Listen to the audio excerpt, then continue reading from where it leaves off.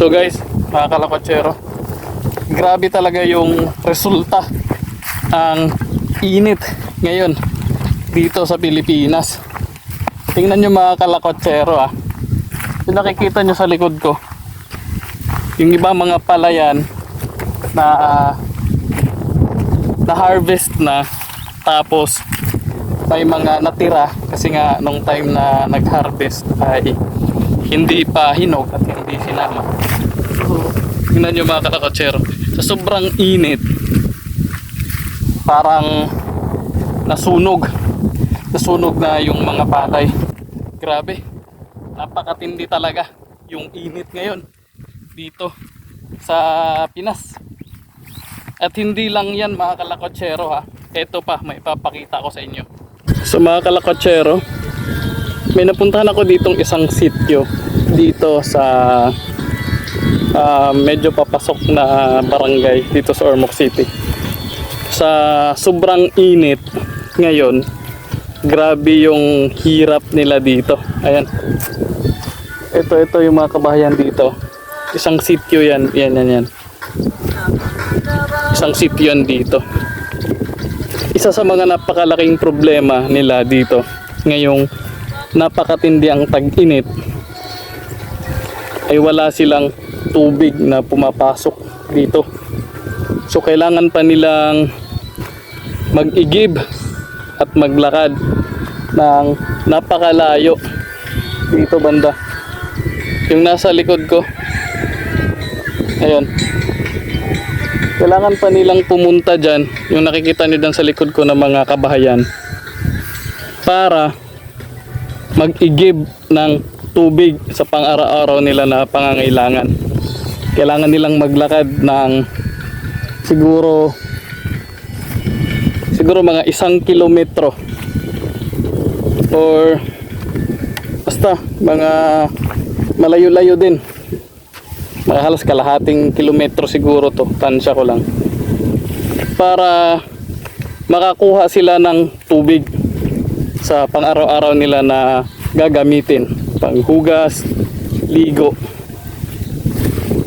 So grabe yung epekto talaga ng napakatinding init ngayon dito.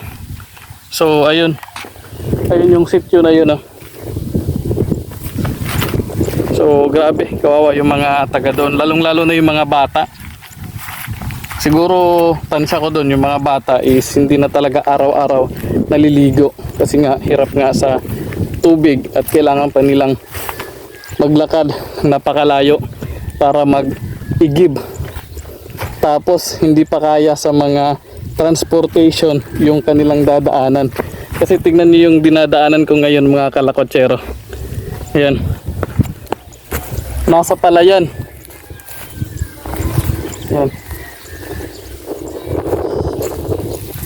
So nasa palayan yung daan nila. Kaya napakahirap talaga na mumuturin. Kailangan talagang maglakad.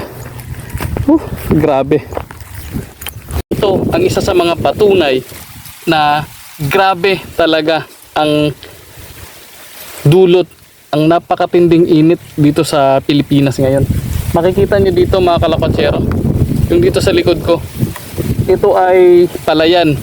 So sa itsura pa lang mga kalakotsero, napakalabo na mataniman sa panahon ngayon na tag-init. Kasi grabe, tignan nyo, biyak-biyak ang lupa sa sobrang init mga kalakotsero. Ito yung naging dulo talaga sa napakatinding init.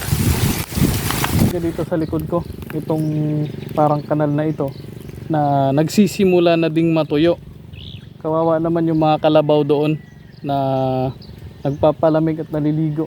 Tingnan nyo, hindi halos lahat talaga, matao man, mga hayop, ay apektado talaga sa napakatinding init ngayon na nararanasan natin.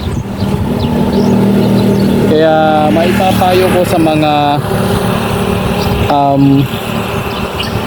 palaging gumagala ay huwag niyong kalimutang uminom ng maraming tubig talaga mga kalakotsero.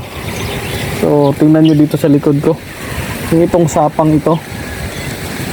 So sa sobrang tindi ng init ay nagsisimula na siya na matuyo yung tubig. Ayan. Grabe talaga yung init ngayon.